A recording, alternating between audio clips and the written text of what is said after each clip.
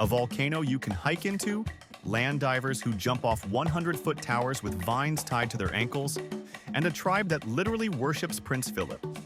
No, this isn't the plot of a lost Indiana Jones movie. This is Vanuatu. And if you think you know island life, think again. Because in the next 10 minutes, we're diving into the South Pacific's most underrated archipelago, where the beaches are unreal, the culture is untouched, and the adventure, absolutely unhinged. Strap in. This is not your average coconut-sipping vacation.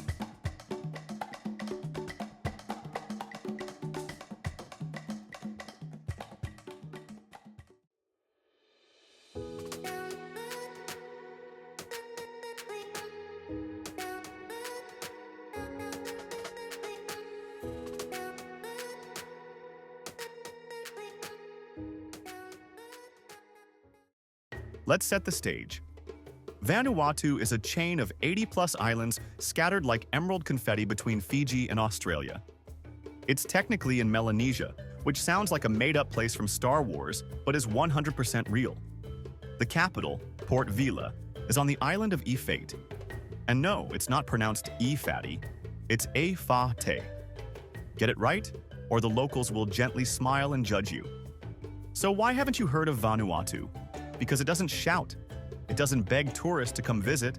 It just is, rugged, raw, ridiculously beautiful, and patiently waiting for travelers who actually want something real.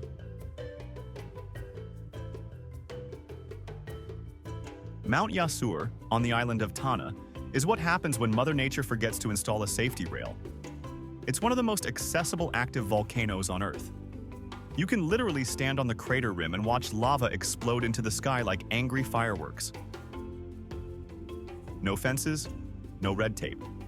Just you, a rumbling earth, and a growing awareness that your travel insurance probably doesn't cover this. The locals consider the volcano sacred because when it hurls rocks the size of microwaves into the air, people tend to pay attention. Visit at dusk for the most dramatic experience. It's like standing on the edge of Mordor, but with better weather and fewer orcs. Vanuatu is not a resort in disguise. It's deeply traditional, proudly Melanesian, and alive with kastom, local customs that shape everything from architecture to relationships to how you say hello. Want proof? Every year on Pentecost Island, men participate in land diving. It's the original bungee jump, except there's no elastic. Just vines tied around their ankles, a 100-foot bamboo tower, and centuries of cultural significance.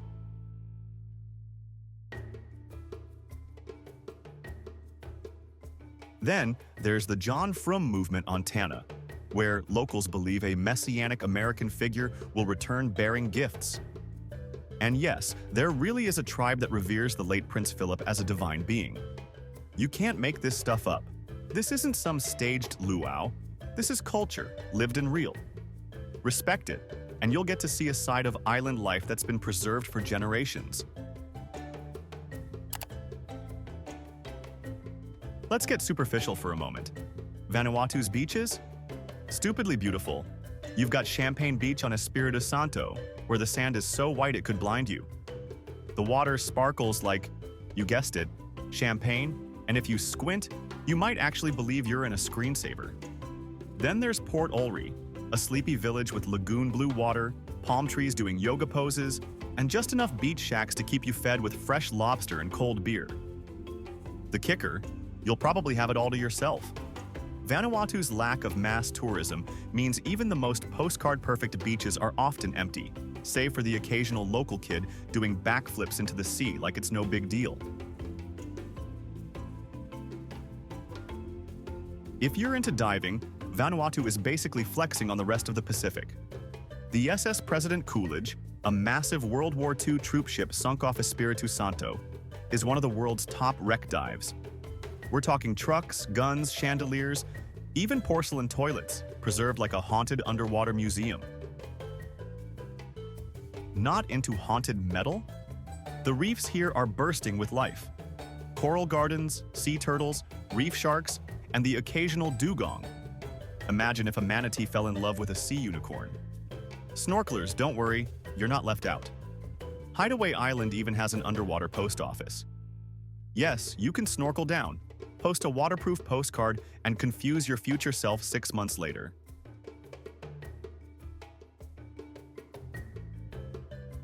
Efate is your hub. Santo is for adventure, Tana is raw and volcanic. Fly with Air Vanuatu, expect delays, or hop boats and trucks.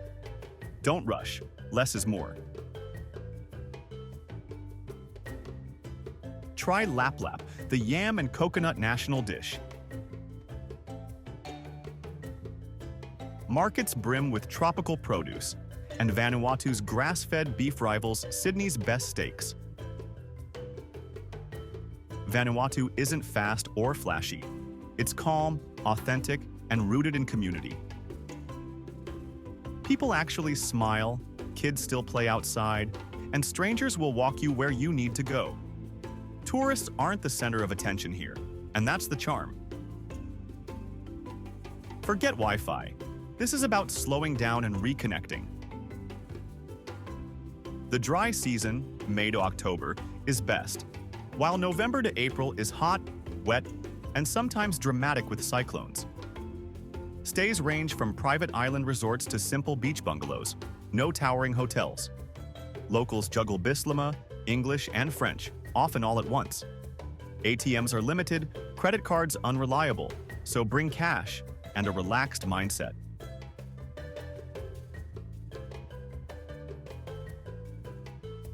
Here's the thing, Vanuatu doesn't sell you a fantasy. It invites you into its reality, and that reality is stunning.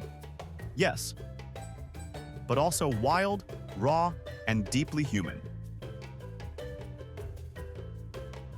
It's not polished. It doesn't cater to your every whim, but it gives back so much more. You'll leave with red dust on your shoes, salt in your hair, and stories no one else at the dinner table has heard before.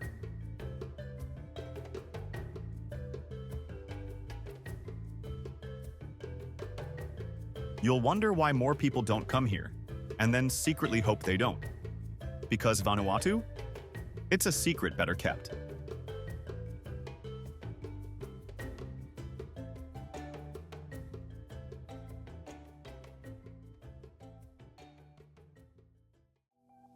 Craving more untouched paradise?